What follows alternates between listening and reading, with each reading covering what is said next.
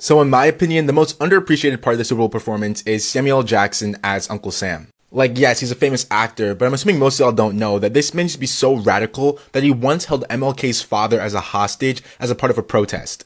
And just to be clear, I'll say that again, this is MLK Jr., and Samuel Jackson held MLK Sr. as a hostage. So back in 1969, Samuel Jackson was a student at Morehouse College.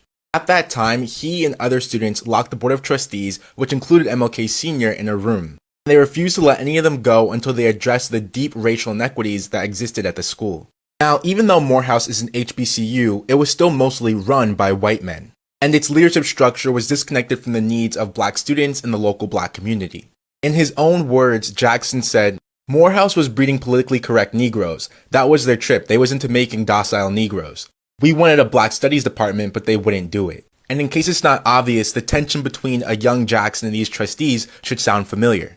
Because what was the tension between Kendrick Lamar and Jackson's character at the Super Bowl performance? Now, going back to the story, in the building while locked up, MLK Sr. started to have chest pains, and Jackson had to make a tough choice. But instead of giving up, opening the doors, and letting everyone out, they instead just decided to lower MLK Sr. out of a window so that they could continue the protest and keep the other trustees inside. They weren't backing down for any reason. They eventually won, and the board agreed to a lot of their demands, including creating a black studies program. But Jackson and the other protest leaders were suspended from the school. Both before and after this moment, Jackson had done a lot of civil rights work. He was an usher during MLK Jr.'s funeral, and he later befriended Stokely Carmichael and other Black Power movement leaders. And this literally went so far that Jackson was buying guns and preparing for armed resistance against the United States government. This was until the FBI threatened him with death and Jackson's mother forced him to leave Atlanta.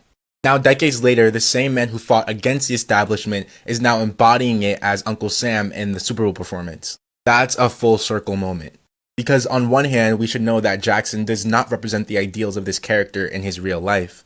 But on the other hand, it forces us to ask, what happens when revolutionaries grow older and sometimes become representative of the same establishments that they once fought against? Whether it's because of trauma, wisdom, or other lived experience, why do they sometimes do everything they can to mold the youth to be more acceptable, as Jackson's character does in this performance? Well, that was my takeaway, but I want to hear yours. Let me know what you think in the comments, and comment the word newsletter specifically if you want to be DM'd a link to my Substack where I have a full in-depth analysis of the entire performance. And of course, follow for more.